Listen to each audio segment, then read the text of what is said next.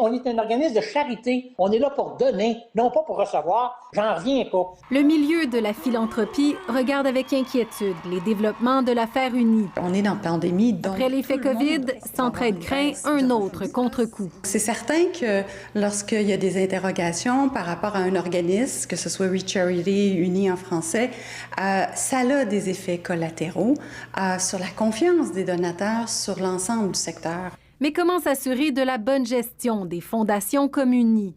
À l'AFP, nous, ce qu'on fait auprès de nos membres, c'est qu'on fait vraiment la promotion d'une charte des droits du donateur.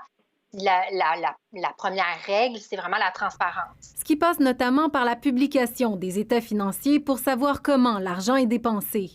Les membres du conseil d'administration veillent, eux, normalement à la bonne gestion des fonds et de l'organisation.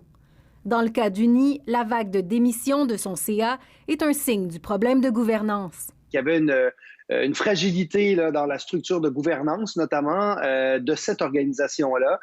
Et c'est ce qui vient d'être révélé. Uni est assez unique au Canada dans sa structure et même dans le montage, dans son plan d'affaires globalement. C'est très, je dirais, américain comme façon de faire. La structure, c'est l'autre enjeu, parce qu'Uni possède une branche commerciale, MeTooWe, qui finance ses activités. Un mélange entre une OBNL et une entreprise sociale qui est aussi au cœur du problème, selon cet expert. Où on essaie de combiner des objectifs sociaux avec des objectifs économiques et où on n'a pas toujours des garde-fous pour s'assurer que les objectifs sociaux soient réellement pris à leur juste valeur. Une entreprise sociale, c'est une entreprise privée. Donc, lorsqu'il y a cette opacité-là, c'est là que les défis de gouvernance sont. Mais quelles pourraient être les conséquences pour Uni? Il y a des organismes, comme on doit rendre compte à Revenu Canada, on peut perdre notre numéro de charité.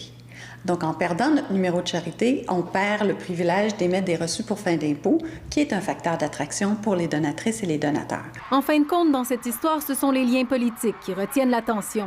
C'est pour cette raison que la transparence est primordiale. Il n'y a pas de favoritisme. On est tous là pour le bien-être des personnes les plus vulnérables. La simple apparence de conflit d'intérêts peut nuire à la cause, si bienfaisante soit-elle. Ici Jacques Audrey Charbonneau, Radio-Canada, Montréal.